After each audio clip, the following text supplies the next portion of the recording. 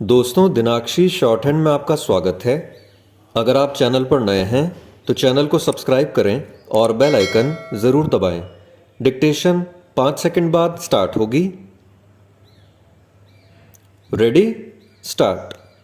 उपन्यास की तरह कहानी का उदय भी 19वीं सदी में होता है। आधुनिक काल में कहानी विधा का आरंभ मनोरंजन को ध्यान में रखता है। इस समय तक कहानी के संबंध में लेखकों का विचार था कि जीवन जीवन है और कहानी कहानी, दोनों में तालमेल आवश्यक नहीं। बंगाल में रविंद्रनाथ टैगोर के लेखन से कहानी का आरंभ मानना चाहिए। रविंद्र ने अपनी कुछ कहानियों में गांव, ग्रामीण जीवन, ग्रामीण पात्रों और कृषकों को अपनी कहानियों का विषय बनाया। इनकी कहानियों में सुख दुख का यथार्थ मिलता है। बंगला में लघु गद्य, जिसे अंग्रेजी में शॉर्ट स्टोरी कहते हैं, के लाने का श्रेय रविंद्र बाबू हैं।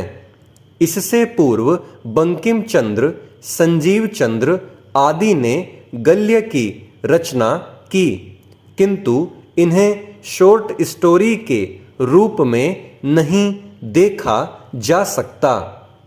रविंद्र की आरंभिक कहानियां हितवादी पत्रिका में प्रकाशित हुई।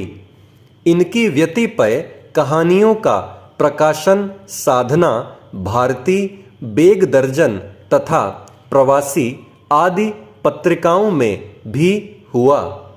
इस समय ब्रह्म समाज जैसी संस्थाओं के कारण धर्म तथा समाज में व्याप्त अनेक कुरीतियों की ओर लेखकों का ध्यान गया। रविंद्रनाथ की कहानियां समकालीन और परवर्ती लेखकों के लिए अनुकरणीय बन गईं। बंगला लेखकों ने हिंदी में मौलिक साहित्य की रचना की ओर भी ध्यान दिया। राजेंद्र बाला घोष ने बंग महिला उपनाम से बहुत सी कहानियों का बंगला से हिंदी में अनुवाद किया। इनकी दुलाई वाला कहानी 1907 में सरस्वती में प्रकाशित हुई। यह कहानी जीवन के मार्मिक चित्र प्रस्तुत करती है। इसी समय इंडियन प्रेस के मैनेजर बाबू गिरजा कुमार घोष ने हिंदी कहानियां लिखनी आरंभ की। हिंदी साहित्य के विकास में इंडियन प्रेस का महत्वपूर्ण योगदान है। सरस्वती पत्रिका का प्रकाशन यहीं से होता था। घोष बाबू लाला पार्वती नंदन उपनाम से लिखा करते हैं। रविंद्रनाथ के बाद कहानी लेखन में प्रभात कुमार मुखर्जी की कहानियां अपने वक्त का निर्माण करती हैं। इनकी कहानियां सामान्य जन के यथार्थ जीवन का चित्रण करती हैं। यह जीवन राग और रोष से परिपूर्ण है। यहाँ यथार्थ जितना कटु और सत्य है, उतना ही प्रेम से आपूर्ति भी है। इनकी कहानियों में विद्यार्थी जीवन के चित्त खूब खिले हैं। नवकथा, षोडशी, देशी ओ बिलाती, गल्पांजलि, गल्पवीथी, पत्र पुष्प, गहनार बॉक्स, हताश प्रेमिक, नूतन बहू इनके प्रतिबद्ध कहानी संग्रह हैं।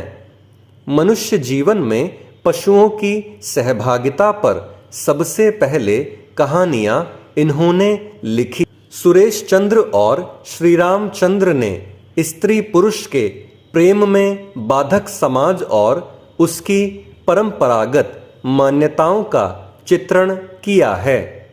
इन लेखकों का दृष्टिकोण यथार्थवादी है, किंतु ये आदर्श से मुक्त नहीं हो सके हैं। ये मानते हैं कि प्रेम त्याग और बलिदान की चाह रखता है। ईमानदारी, निष्ठा, कर्तव्य परायणता जीवन की आधार भूमि है। स्टॉप। दोस्तों, डिक्टेशन अच्छा लगा हो तो वीडियो को लाइक और शेयर करें और चैनल को सब्सक्राइब करके बेल आइकन जरूर दबाएं। अब आपसे अगली वीडियो में मुलाकात होगी, तब तक के लिए धन्यवाद।